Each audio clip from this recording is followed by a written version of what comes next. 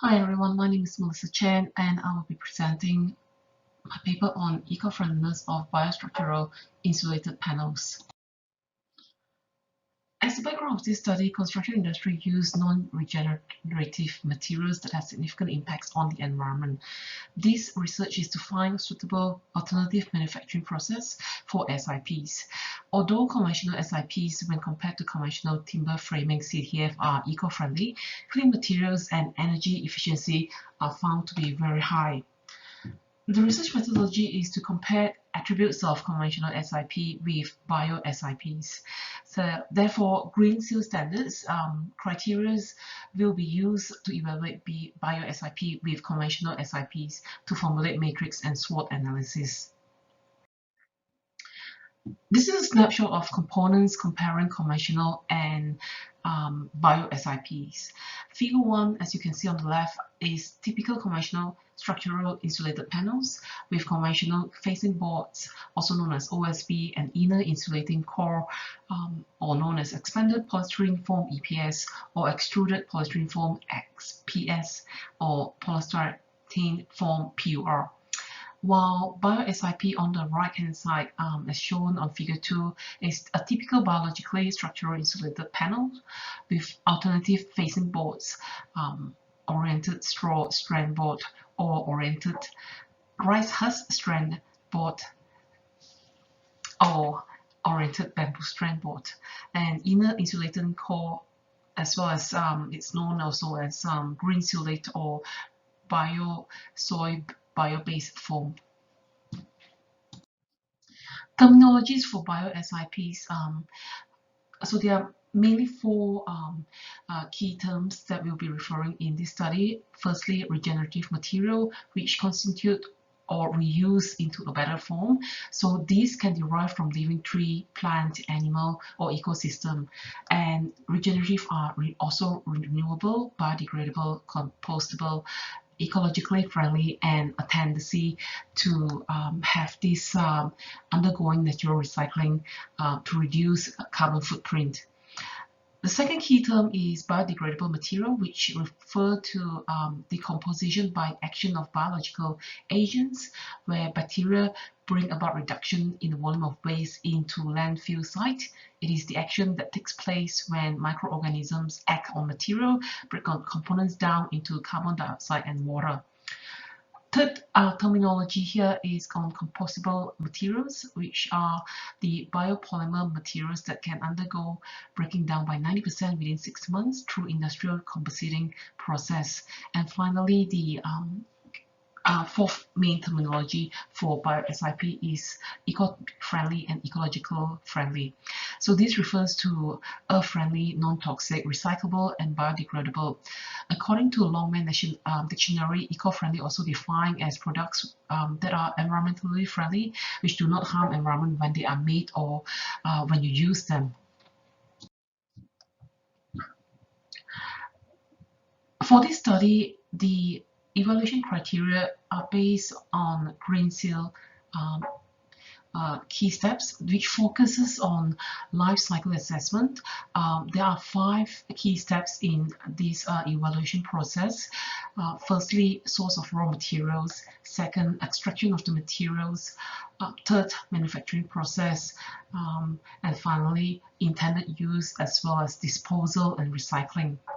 So these evaluation criteria are on a few key points which are revolving those key steps, mainly on promotion of good indoor air quality, which reduce emissions of volatile organic compound, source of renewable materials, requiring low energy consumption for production and process, which will result on low embodied energy and reduction in greenhouse gas emission, to be recycled and biodegradable with no risk to health, and finally promoting reduction of waste. So those are the key evaluation criteria.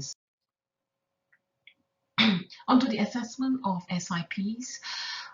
Well, they are made of oriented strand board, also known as OSB, and sandwiched with new improved inner core of closed cell forms of either EPS or XPS or PUR, or alternatively composite honeycomb, which is also known as GCSE. SIPs are known for energy efficiency, waste minimization, not labor intensive, and reduction in cost of labor in comparison with timber framing construction. So these components in this study are assessed based on the literature reviews and manufacturers catalog. Those are basically the assessment on material components assessment, so namely oriented strand board, EPS, XPS, and PUR, bio-based board analysis, bio-based adhesive material binder, and bio-based or biopolymer inner core insulation. So based on the analysis of this study, we found a comparison between conventional SIPs and bio-SIPs. So we have listed this into this table of benefits. So firstly, on indoor air quality, conventional SIPs has high indoor air quality, similarly with bio-SIPs. So both has low off-gassing on exposure to moisture. The second benefit for conventional and bio-SIPs in comparison is on durability and strength. On conventional SIP, we have structurally sound and long lifespan. So in meantime, bio-SIP also similarly has structurally sound and long lifespan, but it depends on material components.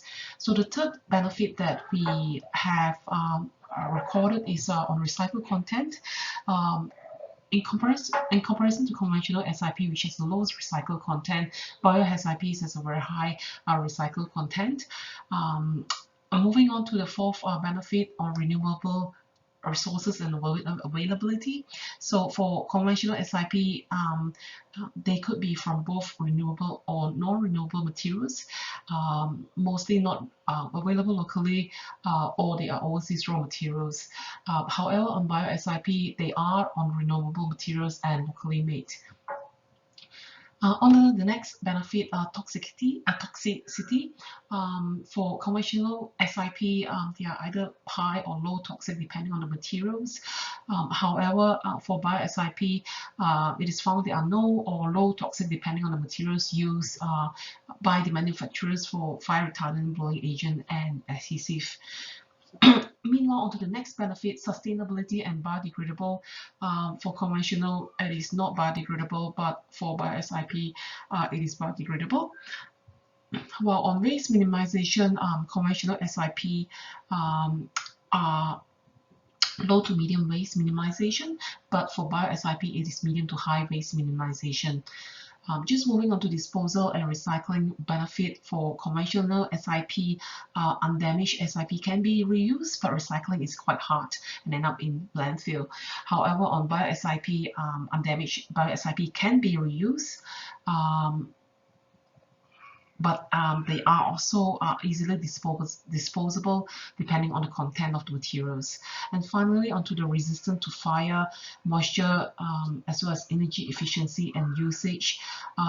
Comparison of conventional SIP and bio-SIP has found that for traditional SIP, resistance to fire is quite low unless they are treated for fire retardant, while on bio-SIP, they are very resistant to fire, moisture, and insect.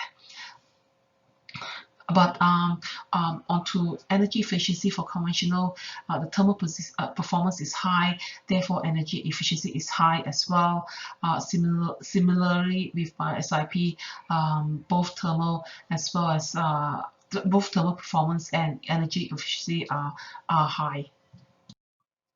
So just a drawback on the benefits, well, just the benefits and the drawbacks of conventional SIP in a snapshot, as you can see here.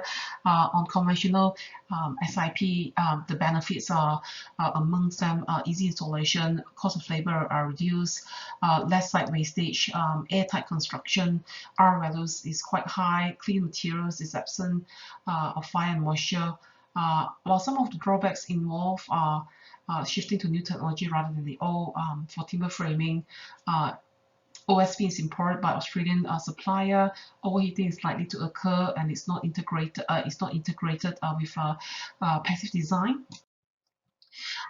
Meanwhile, on to benefits and drawbacks of bio-SIPs. The main benefits are minimized waste and reuse of agricultural waste, boosting agricultural economy, less environmental pollution, non-toxic and low embodied energy. While some of the main drawbacks are shifting to new technology rather than old traditional timber framing, low resistance to insect and moisture if not properly are done against it, and cost of production may be quite high, so therefore initial cost is quite essential.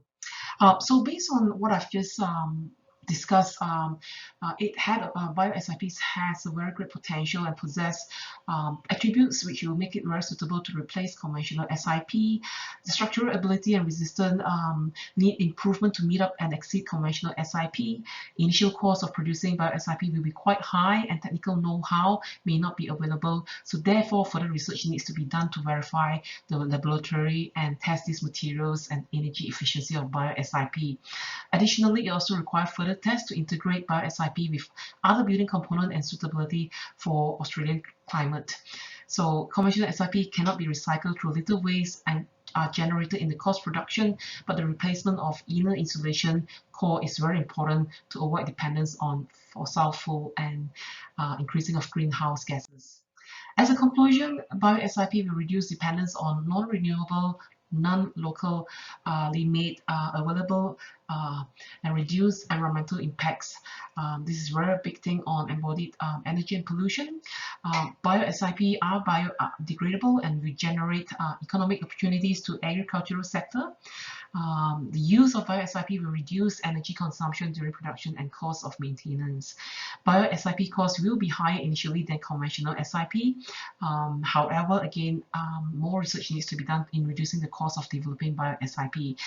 And in conclusion, for effective implementation of sustainability development in construction industry, the use of agricultural products and waste, including timber residue, can bring about reduction of energy consumption and turning of waste to valuable materials.